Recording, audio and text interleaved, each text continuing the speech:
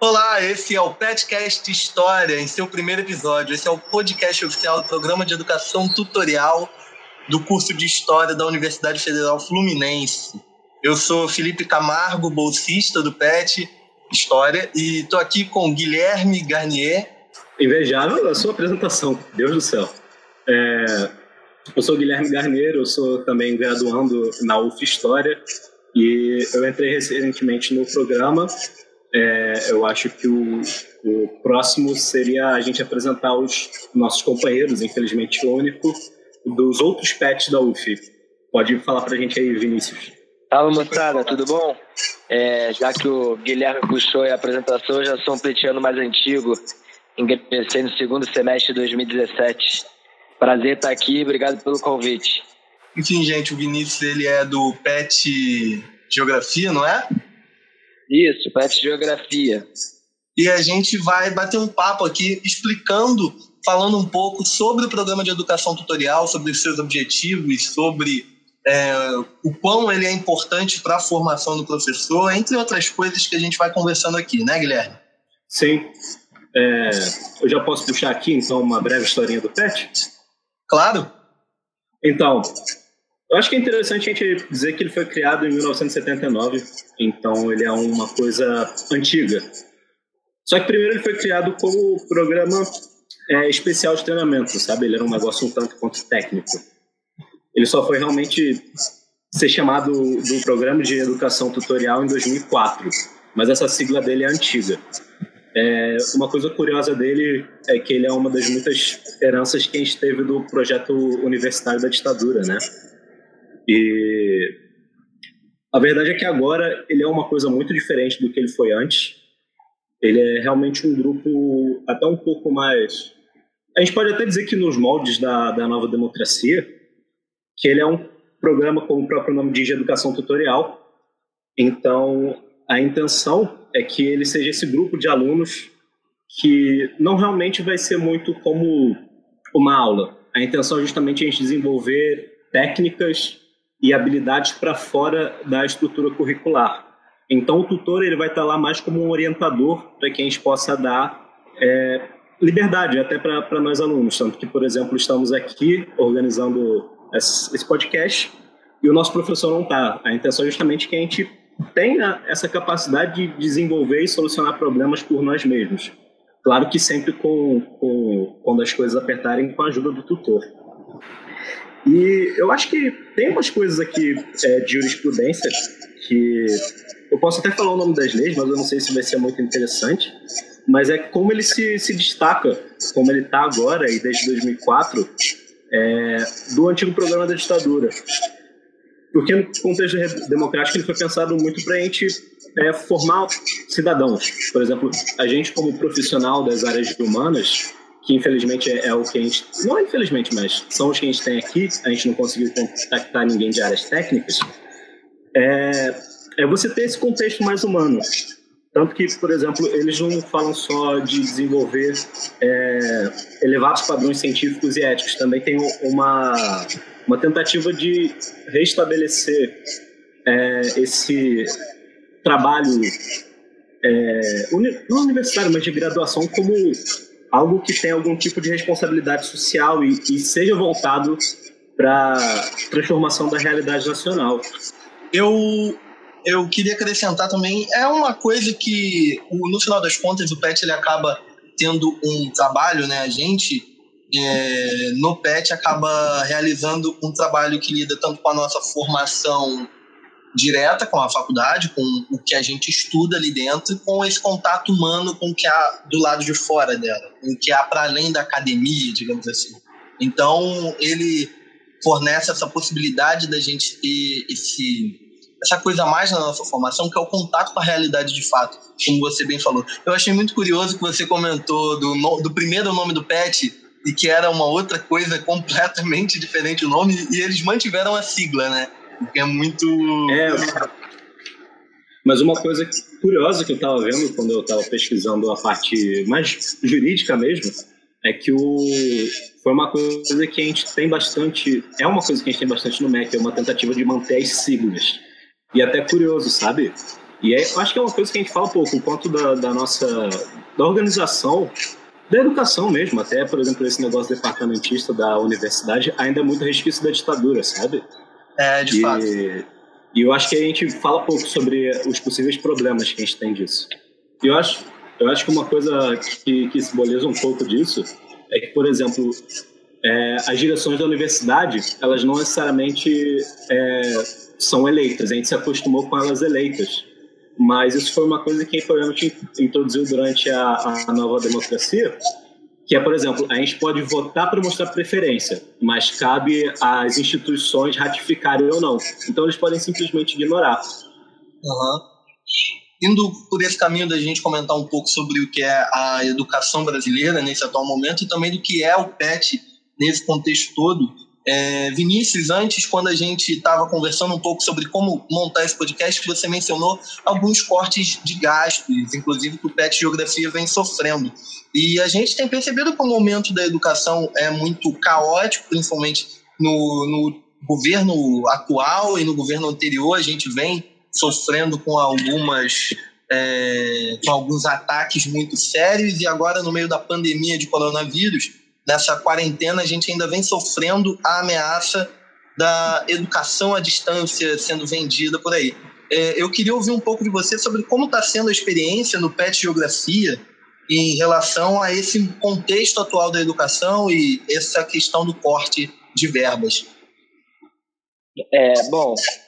Bom que você trouxe. Na verdade, não só se limita ao PET Geografia, né?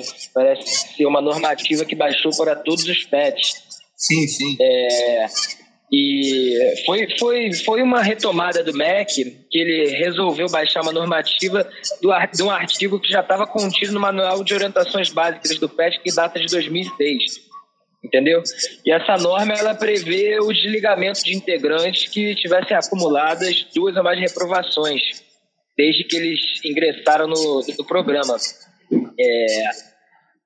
E veio a afetar o PET. O PET Geografia é um PET bem antigo, né? Desde 1996 o PET existe. Nessa época o tutor era o professor Rogério Rasbar, bem conhecido. Hoje em dia o nosso tutor é o professor Sérgio Nunes.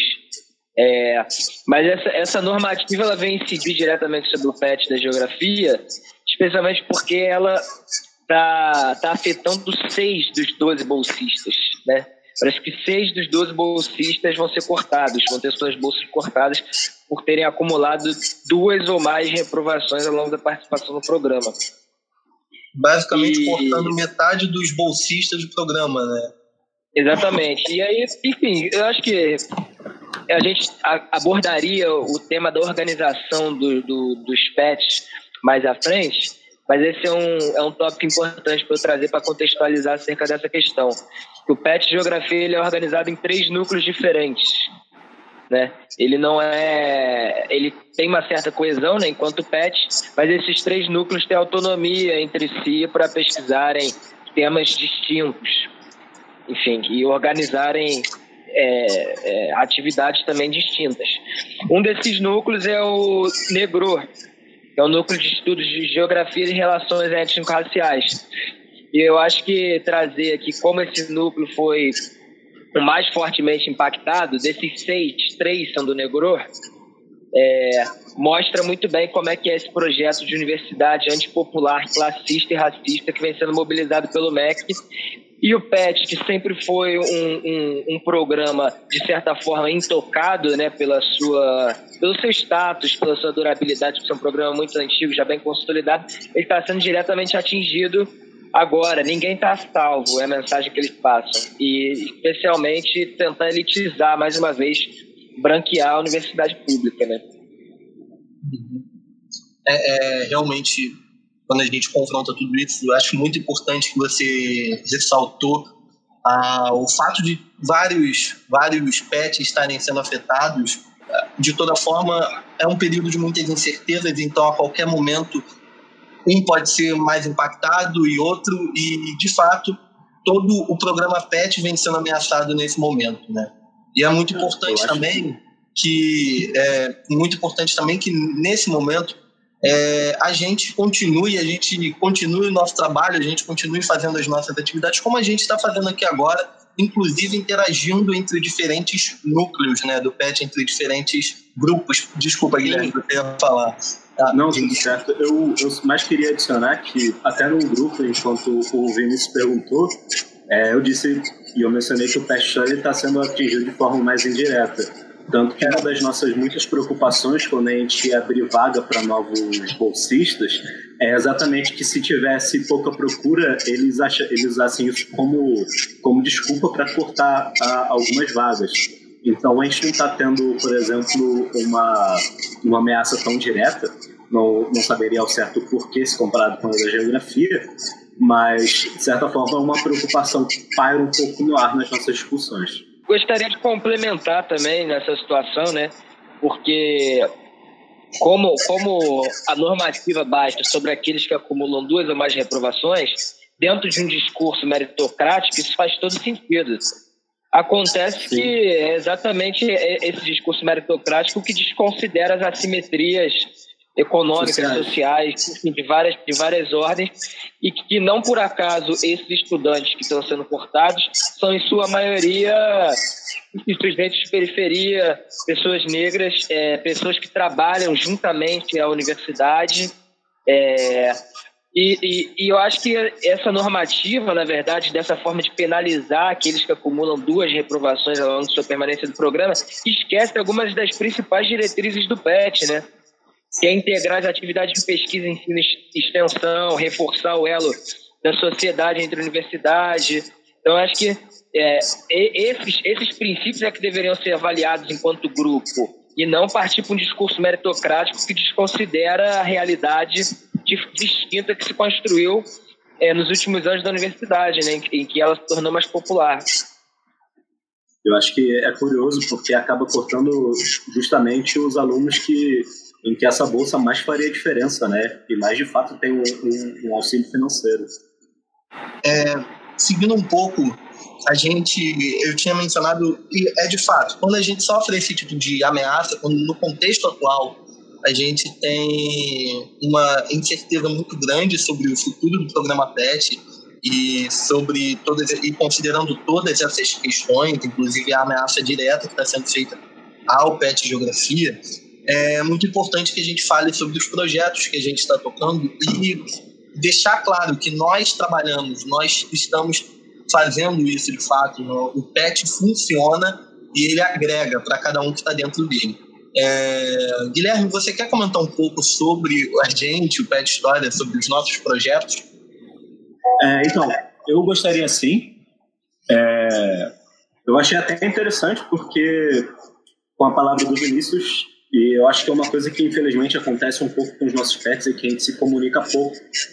Sim. E nós temos uma forma de organização diferente. A gente normalmente define em grupos de atividades e não necessariamente em grupos de pesquisa. Não chega a ser semanalmente, mas de 15 a 15 dias nós temos uma reunião para definir e reiterar projetos.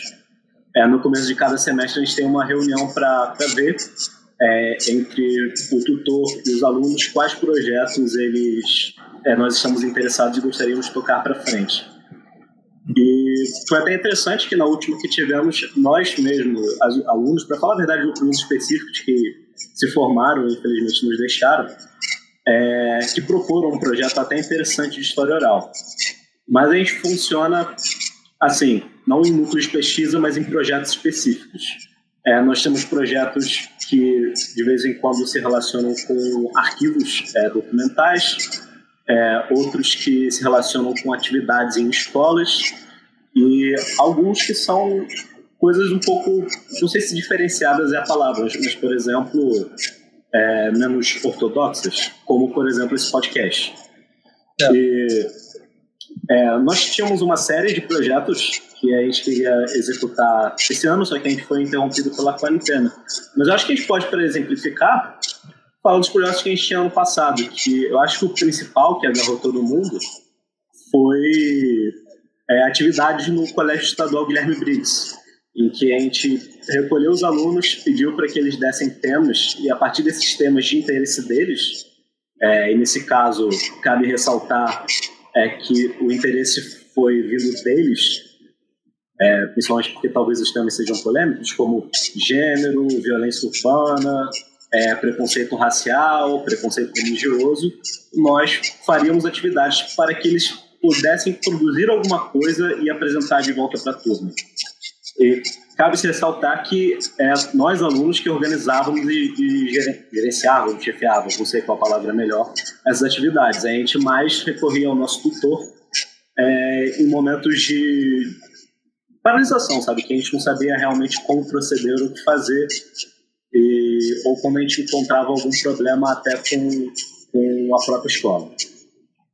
A gente tem também o CinePet, que é uma tentativa de fazer um cinedebate, em que a gente tenta colocar temas mais pertinentes à sociedade com base em documentários ou talvez até filmes de ficção. Curiosamente, nós também fizemos um com convidados da geografia no documentário Doutrina de Choque. E eu acho que é isso. Você quer falar um pouco dos nossos projetos para esse ano que foram interrompidos, Felipe? Ou, Vinícius, você quer aproveitar e falar mais ou menos quais são os projetos do núcleo de pesquisa do PET Geografia? Eu acho legal o Vinícius já falar um pouco sobre os projetos de geografia. Tá bom, então, pessoal. Como eu tinha dito antes, o PET Geografia tem uma organização que é peculiar em relação aos outros PETs, né? Nós nos dividimos por núcleos temáticos que funcionam quase que independentemente entre si nos termos da pesquisa, né? Por mais que nós colaboremos entre nós em casos de atividades, né? Esse tipo de coisa. Então, vamos lá. Primeiro, explicando a organização, o PET Geografia funciona em 3 núcleos, tá? É o núcleo Negro, que é o núcleo de estudo de relações raciais e geografia, que eu já mencionei, é o núcleo mais antigo hoje. Tem o núcleo Geografia e Cinema, que é do qual eu faço parte. Ele, enfim, também tem estado bem ativo nos últimos tempos. A gente tem encarado um projeto aí de documentário, que eu vou falar mais à frente. E tem o núcleo Etnografias Urbanas, que é o núcleo mais recente, ele não tem nenhum ano, está em estágio de formulação ainda. Ele é um desdobramento de um núcleo que se desfez, que era o núcleo Sementes, que durou um bom tempo no PET, estudava especialmente agrária e agricultura urbana. Ruralidade, para ser mais exato. Não se limitava ao espaço agrário, não. Diz aí, Guilherme. Não, é que é uma pergunta mais sobre esse etnografia urbana, porque eu fiquei curioso. Como vocês estavam pensando em organizar ele? Não, assim, como eu disse, os grupos têm autonomia total, são independentes. Então, quem pensa a organização deles são os 3 integrantes que hoje fazem parte dele e o tutor, né? Com o auxílio do tutor. Eu acho que o Etnografias Urbanas, ele partiu, como o próprio nome diz, explícito, né? Etnografia, vai partir do pressuposto desse método antropológico, que vai partir do pressuposto da relação intersujeitos, especialmente do trabalho de campo, né? Esse núcleo está querendo se debruçar especialmente sobre os sujeitos que habitam o espaço urbano e suas diversas narrativas cotidianas mesmo, na área do lazer, do trabalho, da cultura, né? E como é que esses sujeitos e grupos sociais se apropriam desses espaços e sempre a partir de uma ótica conflitiva, né? Pelo que eu sei, o núcleo está querendo se debruçar mais ali na área da região portuária, que é palco de uma acumulação desigual de tempos, como diria Milton Santos, né? Ou como o Fernando Braudel, historiador, que fala dos tempos de larga, média e curta duração, também habita esse espaço. Sim.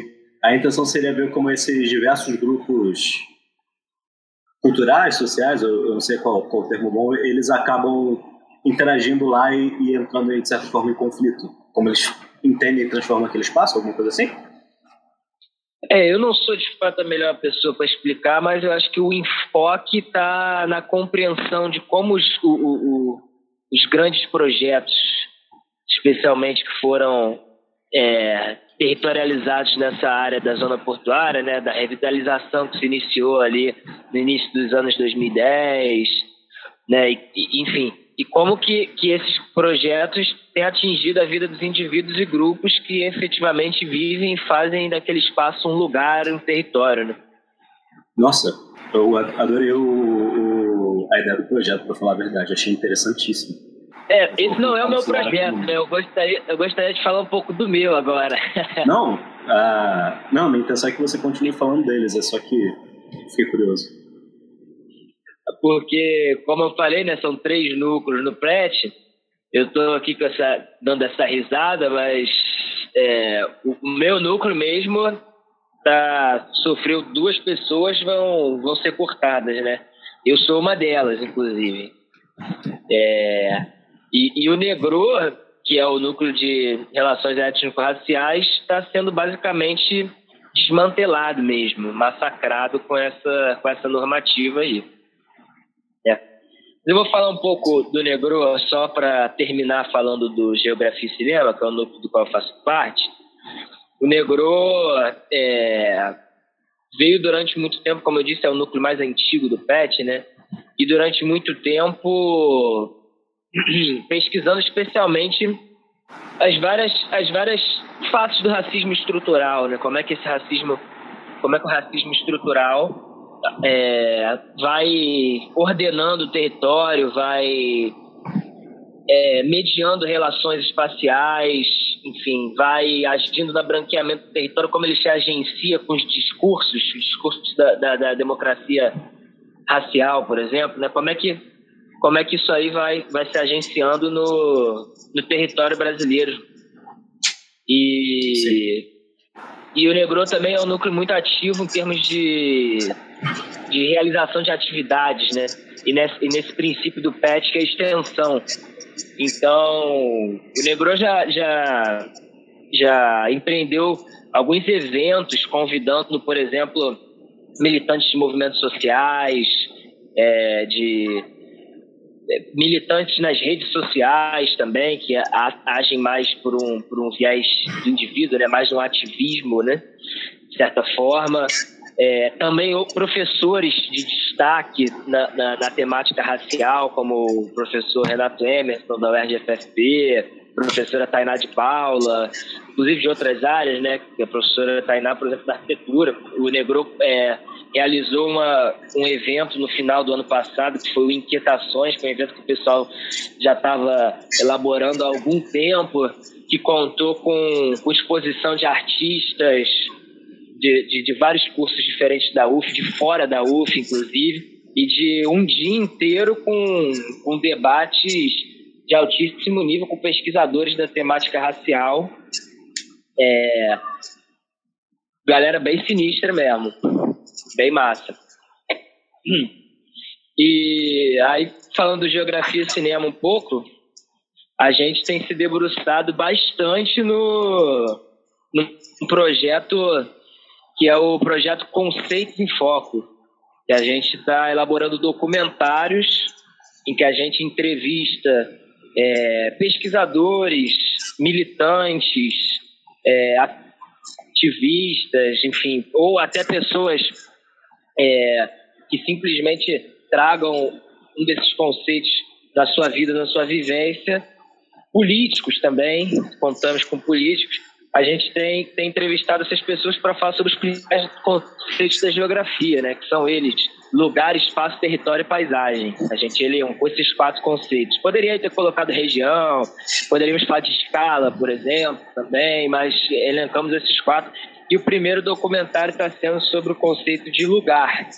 E, enfim, a gente já realizou todas as entrevistas, a gente está agora no estágio de decupagem e edição, né, do filme.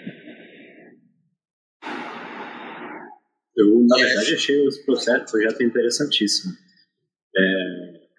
E eu não sei, eu fiz a aula de Geohistória com o Rasbar, mas me parece bem que os conceitos que vocês escolheram são realmente os que mais se aplicam para a vida de não digo nem pessoa comum, mas é mais interessante para quem não é da área poder se aproximar com ela.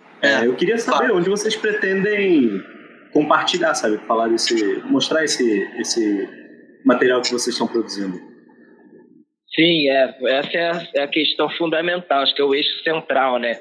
O objetivo de se fazer isso e quem que a gente quer atingir com esse projeto, né? Então, assim, o projeto ele tem exatamente essa fundação, né, Guilherme? De tratar desses conceitos que, muitas vezes a pessoa se forma em geografia, está graduada e tem dificuldade ainda de ter uma clareza a respeito desses conceitos, né? Explicar, porque é confuso. Então, a gente vem trazendo esse material especialmente com fins didáticos, né? Procurando essa linguagem mais didática. É um material educativo, sem dúvida, e a gente vai disponibilizar ele aí nas plataformas, enfim, fazer o upload na internet e passar na universidade, enfim, inclusive contamos aí com a parceria do Pet História, se for possível fazer um Cinepet, o tradicional Cinepet, e a gente está divulgando isso nos cursos que são mais próximos de nós, e também já temos aí marcadas com algumas escolas públicas e privadas um cine debate. Então a gente vai aí mobilizando essa rede de contatos tanto na educação básica, especialmente aí voltado para o ensino médio, né, para tratar desses conceitos, como dentro da universidade, que a gente possa rodar esse filme, fazer ele rodar aí. Acho ótimo. A gente no Pet História, claro, a gente vai compartilhar quando vocês publicarem essas coisas e a gente está sempre à disposição para fazer os trabalhos juntos, inclusive a ideia do Cinepet sobre o material que vocês produzirem é muito boa. A gente vai fazer uma grande estreia, sala de cinema e tudo mais. É isso aí, gente. Bom, falando um pouco também dos projetos que o Pet História tocaria para esse ano, quer dizer, a gente tenta levar eles de alguma forma, o próprio podcast que está acontecendo nesse momento é um deles, mas os que nós estaríamos praticando caso nós estivéssemos na plenitude das condições nesse momento, se não tivesse a pandemia. Enfim, um deles seria um trabalho com uma ocupação da zona portuária do Rio de Janeiro, em que a gente trabalharia com eles, principalmente questões de história oral e sobre memória, fariam uma certa... Como eu posso dizer, Guilherme? Me ajuda nessa. A gente entrevistaria o pessoal, a gente teria um contato direto com eles. Eu acho que eu vou ser um pouco mais prolixo, que o projeto começou com um companheiro nosso que se formou, então ele não está mais no PET, mas ele deixou de herança para a gente esse projeto, em que ele estava por lá e ele conheceu essa senhora, que era a primeira vez em que ela conseguiu de fato escrever um texto, sabe? Ela estava se preparando para o vestibular e ela estava encantada com o fato dela ter escrito um texto. E na verdade é um projeto social que já está com essa ocupação de ajudando eles a se preparar para o vestibular, para que eles possam ter um espaço no mercado de trabalho. Se já está difícil para quem é formado, imagina para eles. E ele queria, da gente de alguma forma, sabe, fazer um trabalho de história oral com essa capacidade deles se organizarem e quando eles se formarem. Mas eu acho que eu perdi o fio da meada, mas esse potencial transformador da educação na própria vida das pessoas, sabe? Que chega de uma coisa ampla, como te permitir o acesso ao mercado de trabalho, quanto uma realização pessoal, que é, sei lá, a pessoa conseguir escrever um texto pela primeira vez. O nosso trabalho, a gente lidaria diretamente com essa coisa da educação e com o acompanhamento da transformação na vida dessas pessoas e pegando um pouco da experiência dessas pessoas para poder trabalhar isso. Inclusive, a gente faria isso e relataria, né, nos podcasts. E o podcast é um outro projeto que a gente também planejou no final do ano passado para esse ano. A gente tinha alguns planos, esse primeiro podcast já tinha sido idealizado, esse que fala sobre pet já tinha sido idealizado desde o início do ano. E, enfim, agora de fato a gente está colocando em prática, não exatamente como tínhamos planejado, mas estamos colocando. Outro projeto também que a gente ia dar prosseguimento é o que já foi mencionado algumas vezes aqui, é o Cinepet, né? Que a gente, como o Guilherme bem explicou, a gente traz filmes, a gente traz produtos do audiovisual para promover o debate. Na programação comum, Fora de Quarentena, normalmente nós teríamos um convidado especialista no assunto ou da própria área para comentar como a gente pode fazer um debate do filme em cima desses estudos. Aí, por exemplo, no ano passado a gente teve o Compasso de Espera, que é um filme sobre relações raciais no Brasil. Então a gente trouxe um estudioso da área para falar de estudos raciais e principalmente de cinema e como elas se relacionam. Então a intenção seria os convidados, após a gente fazer um Cinepet, trazer eles para o podcast para que a gente possa fazer entrevistas e até expandir os assuntos que lhes interessem. E nesse momento da quarentena, a gente está fazendo uma certa adaptação dele. A gente tem levado nas nossas redes sociais algumas postagens com indicações de filmes, de séries, de músicas e qualquer produto audiovisual que possa ser debatido e servir para o debate. E a gente apresenta um texto colocando um pouco sobre esse produto que a gente está sugerindo e sobre relacionado tema. Pode falar. Que eu ia até comentar que já tinha sido puxado, não sei se vai sobreviver a edição, pelo próprio Vinícius, que, por exemplo, esse nosso projeto da História Oral esbarra um pouco com o projeto do pessoal da Geografia, do Etnografias Urbanas, e eu acho que é interessante ver como, mesmo separado, a gente consegue organizar projetos que a gente pode, de alguma maneira, se comunicar, como o próprio Cinepet, até o Vinícius já tinha dito, da gente fazer a estreia para ele. Exatamente. E eu mais queria ainda direcionar a pergunta para o Vinícius. Como vocês estão nesse tempo de quarentena? A gente tem mantido reuniões quinzenais aí e temos trabalhado juntos na edição desse material audiovisual que eu mencionei, né? Então agora a quarentena acabou coincidindo com o período de edição. É um trabalho possível de se fazer em casa, né? Então a gente tem se organizado nesse sentido aí. Os demais núcleos, o Negror, por exemplo, eu imagino que, não sei como é que o pessoal está fazendo depois desse corte de bolsas aí, é muito desestimulante, né?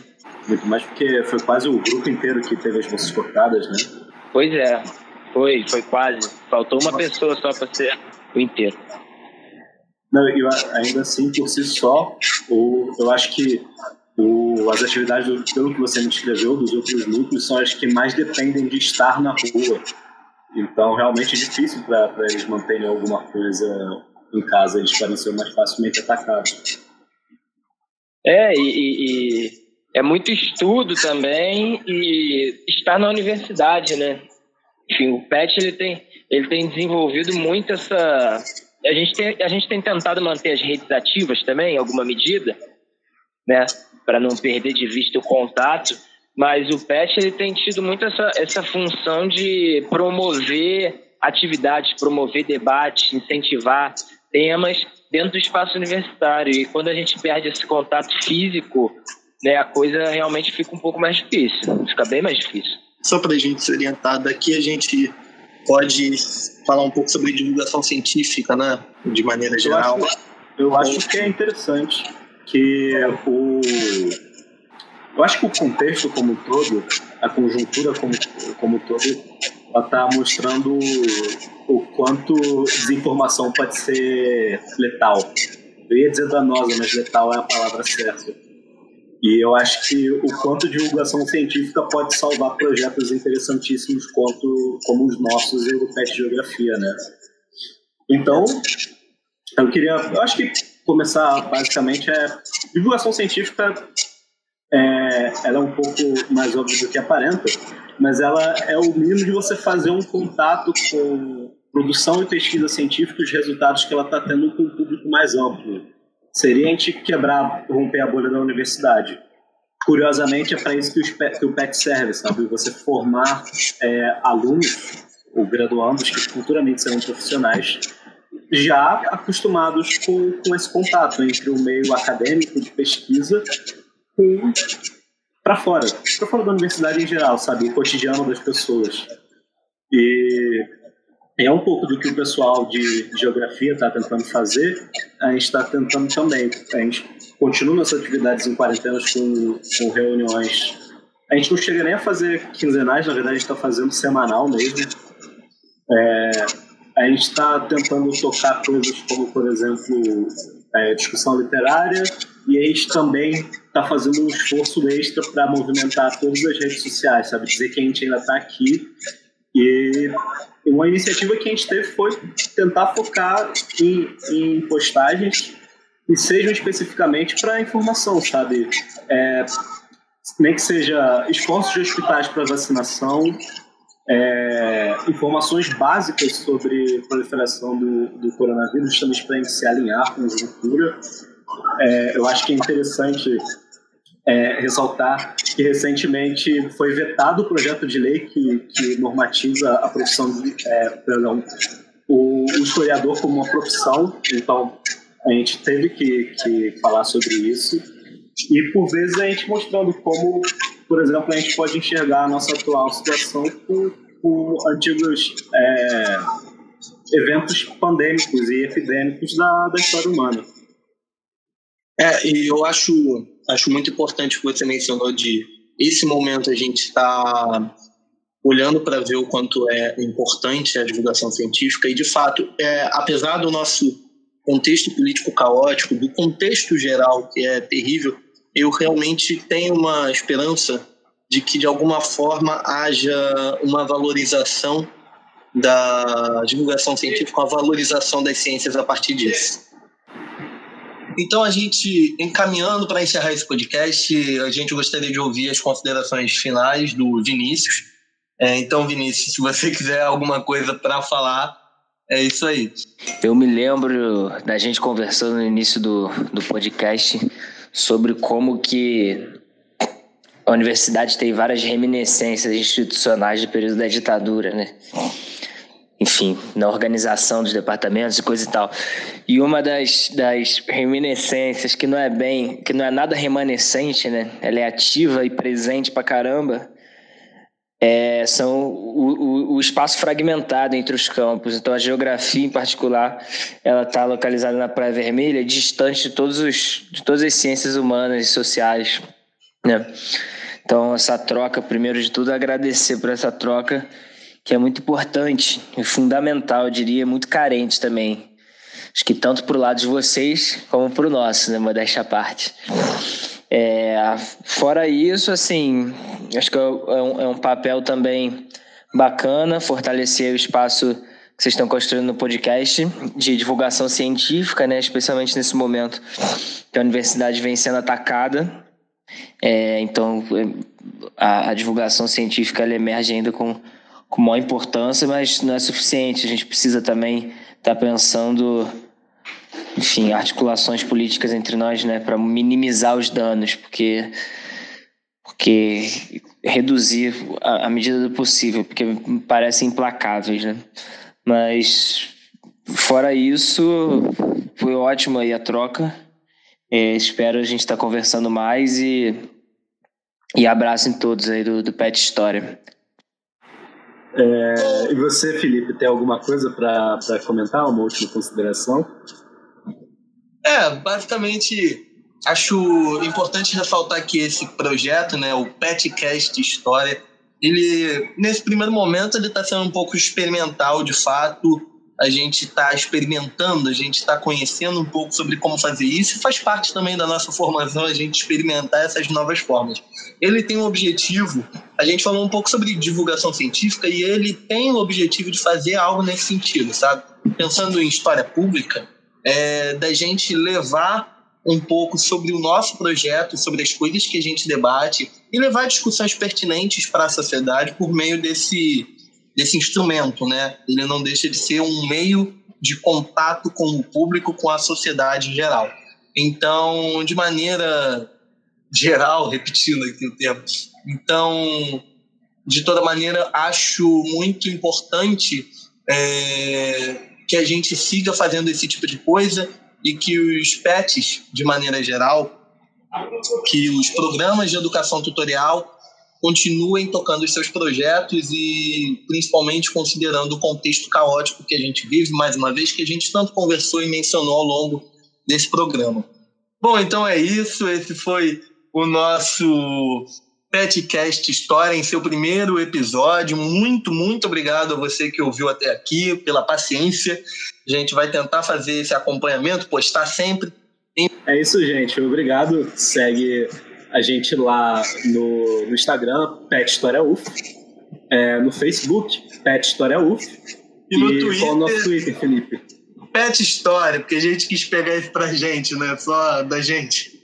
Então, a gente tem que pedir desculpa, mas agora é nosso. Se você for de outra universidade ou de outro estado, você vai ter que colocar. Enfim, é isso. Valeu, gente. É isso, gente. Valeu. Até.